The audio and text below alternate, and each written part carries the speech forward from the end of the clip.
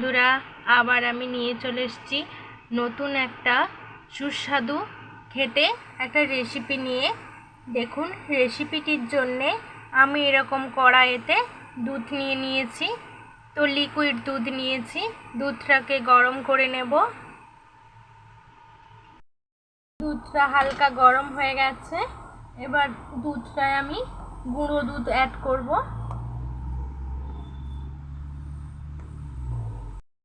দুধটা অ্যাড করার আগে এরকম আমি বাটিয়ে করে একটু দুধ তুলে নেওয়ার পর আমি গুঁড়ো দুধটা এতে মিশিয়ে এর উপরে দিয়ে দেব।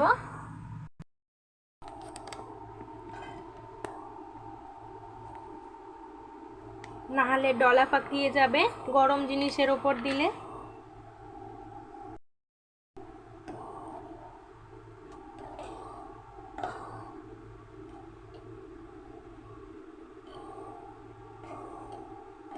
এটা ভালোভাবে মিশিয়ে কড়াইতে দিয়ে দেব। আর আমি গুঁড়ো দুধটা মিশিয়ে দেব। তো ভালোভাবে মিশিয়ে নেওয়ার পর অল্প পরিমাণ আমি এতে একটা চিনি অ্যাড করব।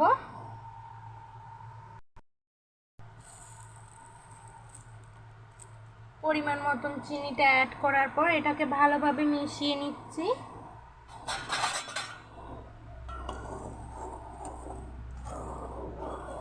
আমি এরকম কিছুক্ষণ ফুটিয়ে নেব। তো লো আঁচে করে রেখে আমি এটা ফুটিয়ে নিচ্ছি।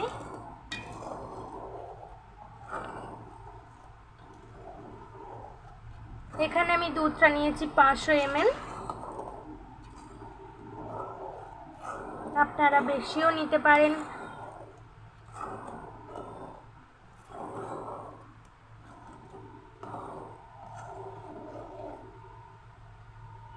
তো এটা তৈরি করার জন্য একটা চিনি সিরাম তৈরি করে নিব।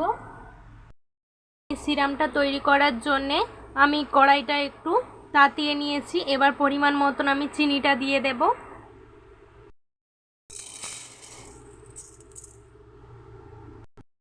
এটা পরিমাণ মতন দেওয়ার পর আমি অল্প করে জল অ্যাড করব। লো আঁচে করে চিনি সিরামটা আমি বানিয়ে নিব। তো 2 মিনিট ধরে আমি ভালো করে ফুটিয়ে নিয়েছি। এরপর আমি দিয়ে দেব এলাচ।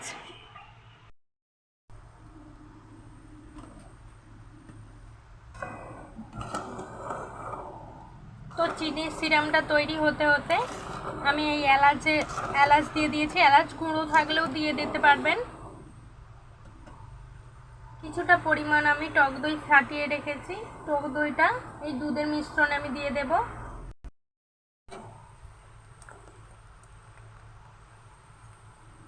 কিছুটা পরিমাণ টক দইটা দিয়ে দিয়েছি।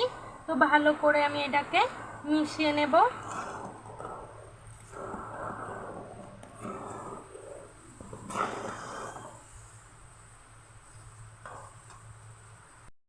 মিশ্রণটা এবার আমি নামিয়ে নেব। তো হালকা ঠান্ডা করতে দেবো। সিরামটা ভালো করে ফুটিয়ে একটা কালার চলে আসবে লাল কালারের।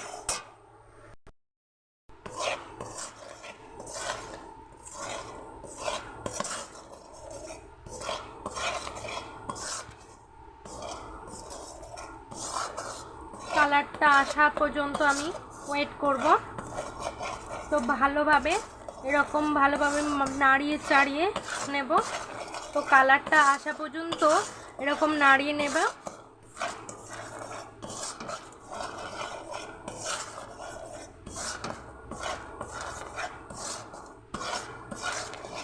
তো কালারটা হয়ে এসেছে। অনবরত এরকম নাড়িয়ে নেব।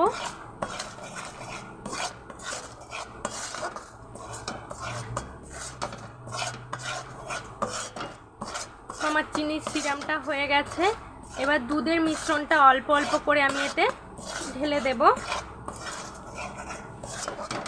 কত সুন্দর কালারটা এসেছে।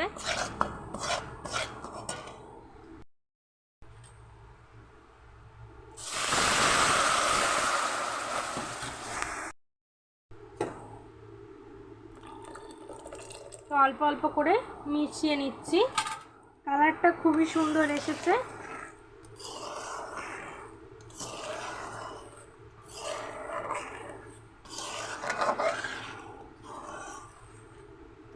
মিনিট এরকম নেড়ে চেড়ে আমি ভালোভাবে মিশিয়ে নেব।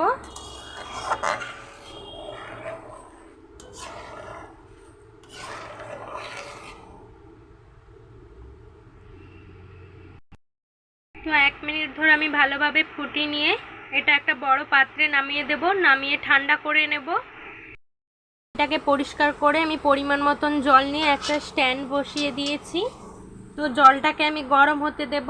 ততক্ষণে এর একটা এরকম ভাঁড় নিয়ে নিয়েছি। আপনাদের বাড়িতে ভাঁড় থাকুক বা হচ্ছে কোনো পাত্র থাকুক, তো এর ভিতরে আমি কিছুটা টক দই মাখিয়ে নেব।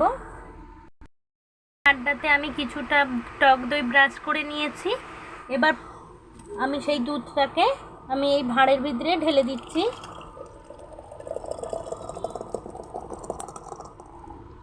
তো এটা ঢেলে রাখার পর আমি কড়াইটা যে গরম করতে দিয়েছি তাতে আমি এটা বসিয়ে দেব। তো আমি ভাঁড়টাকে বসিয়ে নিয়েছি। হালকা আঁচে করে আমি এটা 30 মিনিট ভাপাতে দিয়ে দেব। একটা পাত্র আমি এর উপরে ঢাকা দিয়ে দেব। তো আপনাদের যদি ভাপাতে প্রবলেম হয়, আপনারা কোনো টাওয়েল দিয়ে এটাকে গরমের মতন রেখে দিতে পারবেন 1 ঘন্টার মতন। তো এটা তাড়াতাড়ি করার জন্যে আমি তো ভাপিয়ে নিচ্ছি। এখন চুলা থেকে নামিয়ে দিয়েছি, কি সুন্দর চাপ হয়ে দইটা বসে গেছে। এবার আমি এটাকে ফ্রিজে রেখে দিতে পারবো বা আপনারা খেয়েও নিতে পারেন। এরকম টাইম ওয়েস্ট না করে তাড়াতাড়ি তৈরি করে দিন।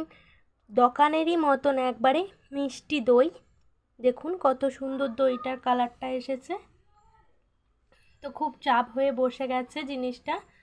তো আপনারা দেখলে ভিডিওটা যদি ভালো লেগে থাকে আপনারা হচ্ছে সাবস্ক্রাইব করুন, লাইক কমেন্ট শেয়ার করুন। তো তাড়াতাড়ি মিষ্টি এরকম দই খুব সুস্বাদু খেতে আপনারা বাড়িতে বানিয়ে নিতে পারবেন। ঘরোয়া থাকা কিছু জিনিসপত্র নিয়ে আপনারা তৈরি করে নিন এরকম মিষ্টি দই। আবার আমি অন্য ভিডিও নিয়ে আসব। এখন আমি যাই, টাটা।